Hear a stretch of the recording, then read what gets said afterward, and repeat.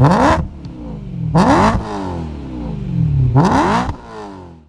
this is still probably one of my favorite cars. There's some sort of love to it. It's so raw in terms of sound. This thing is vicious. It is aggressive. But I bought this car back in, like I said, October of 15. I think I paid around $35,000. I gotta stop saying hundred. $35,000, excuse me, for this car, which for me out of school was a lot of money. I mean, I was probably only making close to like 75 at the time. So $35,000 plus my house. I was like, whoo, Jesus. But anyway, I had to have this car. So I said, I'm gonna do whatever it takes. And as you can see, it's pretty modded now. So let's talk about numbers. One of the first mods I did on this car after buying the car, so $35,000 I think is what I paid for it. Paid for the taxes again in cash, which I believe at that time was like $2,800. So I financed close to 30 grand over 66 months at 3.5%. I think this car was costing me like close to $480 a month. First thing I did on my way home from Chicago to Columbus, Ohio, I bought these wheels for $800. And then I picked up springs that it's now sitting on for $225. I've been running the same tire that I think is my third set now. And honestly, the tires are so cheap. I'm using Federo RS double Rs. And I think it goes for $500 a set. So I spent about $1,500 on tires so far owning this car. And one of the biggest first mods I did was the wrap. The wrap I put on this car cost me, honestly, only cost me $480, and I wrapped it myself in the garage. So I was pretty proud about that. I've gone through a lot of lips on this car, and there's no lip on it now, but I've had 3 lips on this car, all 3 of them broken, each one of them going. First lip I bought was $800, broke. Second lip I bought was $500, broke. And then the third lip I bought was $300 and broke. Don't know what I'm gonna do now, but that's too much money to be spending on something that's basically disposable. I got the wing on the back. Stop, gimbal, gimbal. I'm losing, the gimbal is not working with me, guys. It is not working. It's tracking terribly. Anyways, I got the lip, spoiler on the back. I only paid $220 for that. This is my third or fourth exhaust setup.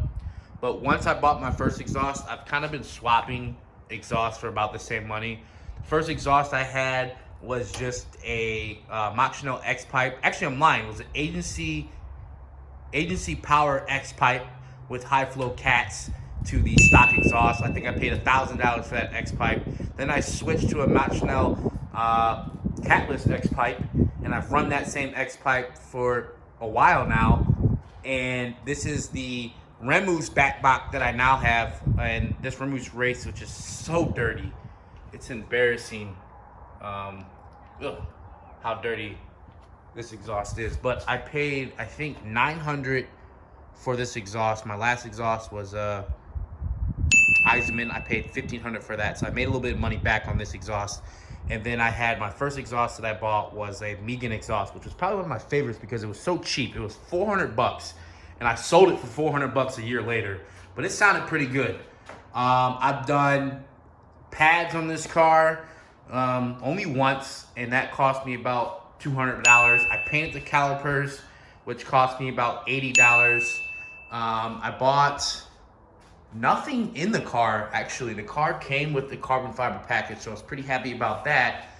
I bought upgraded rings in the lights, which was just about $350. And then the big boy, where a lot of the money for this car went, I had an NA tune, which cost me about $1,500 between the NA tune and the transmission tune.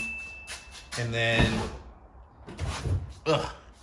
yeah, as you can see, still awesome in here, but let me hit this lever. The mod that I bought for this car was the supercharger, and boy, do I not regret it.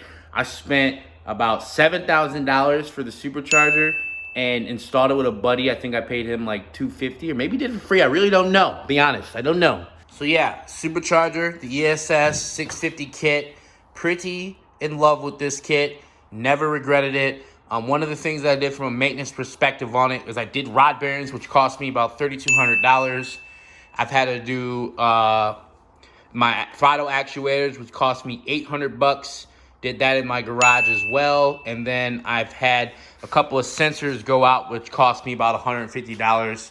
But otherwise, the car has been lovely. So that's what I spent on the M3, and that's what I'm spending on the Lotus. And the only mods I've done on the Lotus in terms of what it might have costed me is the intake I bought, which was about, I think, $500, and the decat I bought, which was $250, and the lights that I have on the car, which is $385. One of the big things I'm waiting for is a new tune, which I think will cost me about $1,000, hopefully, and a transmission tune, which I'm hoping will cost about $150, maybe $200. And then I'm looking to get some of the big mods with that tune. I want to get headers, and some high flow cats. That'll probably cost me $4,000. And then the tune on top of that, you're talking $1,000, $5,000 all in for the power mods. And I'm hoping that gets me close to 475, 500 horsepower. That's really the sweet number I'm trying to get with this car, so that when I finish building it out into a GT430, aka my GT500, it should be able to do some damage in regards to competing with GT3s. So that's my long-term plan with this car. Hopefully I stick with it. Every time I go to do a video, I end up taking a selfie, and I have so many selfies where I'm trying to start a video. But to kind of end this video, which I will say, this is the first time I've calculated how much I've spent on my M3, and wow, that's a lot of money. And that's why people ask, hey, are you ever gonna get rid of the M3? No, because I almost put as much as I spent on the car into the car that I'll never get back from the car, because the car is now worth half, which means now I've just lost too much. And it's really been, that car to me was the reason for why I feel like I worked so hard to get to where I got to at that point, because of how badly I wanted that car. So it's like one of those like achievement milestones. But anyways, the last final question before I end this video is, what do I do?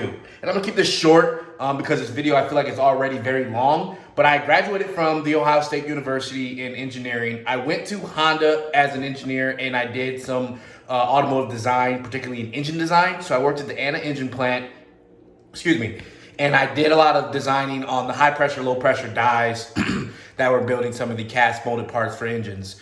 Typically what I did was I would take designs from Japan, rev those up, make modifications based off of the feedback I got from working on the floor with some of the people working on them dies, to implement better designs and hopefully allow them to be able to do the work they're trying to do better. After that, I kind of migrated into supplier development, supplier quality. I was responsible for the 600 plus supplier base that we had at Honda.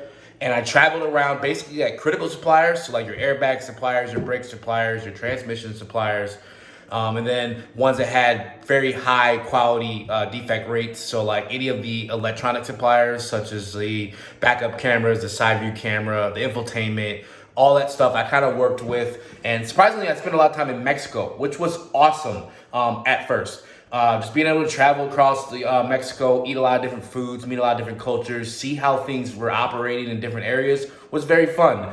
That then took me into kind of how I got to Dallas, which was going to Toyota, and I did supplier quality. Actually, I just did more so strategic quality for HQ that would be implemented into a lot of the plants across the North America.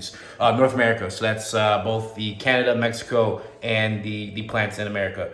And then that kind of led me to where I am now, which is consulting. I'm still in the supply chain space, but more so I'm delivering different work across the entire supply chain, not just for, say, automotive, but really, you know, consumer products and things of that nature, pharmaceuticals. Dang phone calls cutting me off. But to kind of wrap this up, to be completely frank, I have no intentions of slowing down in terms of like where I want to go. Honestly, from when I started to now, which has only been like 4 years, I've more than doubled my money. It's kind of crazy because I was looking at it a couple days ago, how much I used to make in an entire month. I make more than in one paycheck now. So I would say I'm thankful, but I'm hungry. And as you guys may know, the 458 or some sort of Ferrari in that caliber, an F12 or 458, a Scuderia, I want that car next. And what I told myself was that I need passive income. I've lived so far spending all of this money that's not making me any money, and I'm at that point where I want to try and get some passive streams going so that I can achieve those goals. So if I want a 458, one of the things that I've kind of talked about is I need passive income. I'm tired of spending all my money actively and not having any of my money making me money. So as I mentioned, and I might be rambling, but whatever. As I mentioned, when I bought the house that I had in Ohio, I sold that, which I kind of regret a little bit. It was kind of a short-term step forward, but I could have had a longer-term step forward if I rented it out. But I sold that, and I made about 50 grand. 50 grand is as early as it is in my career. I've only been working since 2015. We're at 4 years, going on 5. It's a lot of money, you know, to get in your pocket, period, from a real estate standpoint, and figure out how I can make passive income in real estate to be able to fund my expensive car hobbies that I have while still working. So that's one of my future goals and journeys. I've been setting money aside to really dive into that. I don't know where I'm going just yet, but I'm hoping I can get there soon. And yeah, guys, so that's really it. I don't know how much of this I'm going to keep. I did a lot of rambling. I apologize. But that's what I do. That's how much I'm spending. This is where I plan to go with the Lotus. This is where I plan to go financially in my career in terms of some things I want to get into. And yeah, I appreciate you guys sticking with me. I'm at 416 subscribers. I'm pretty happy. I honestly can't believe that I'm getting that kind of growth. Not that I'm saying this is a huge channel, that's a lot of subscribers, but it's more than I expected. And I'm thankful for all you guys and any of you guys that are subscribing now. And if you are watching and you haven't subscribed, please subscribe. Let's get this account going, get it jumping. I plan to do a lot more things as you see, you know, got Boosted Mob, and I'm excited. I'm in Dallas. I plan to drive this car a lot more as soon as I finish this last fix from a warranty standpoint. And yeah, let me stop rambling. Thanks, guys.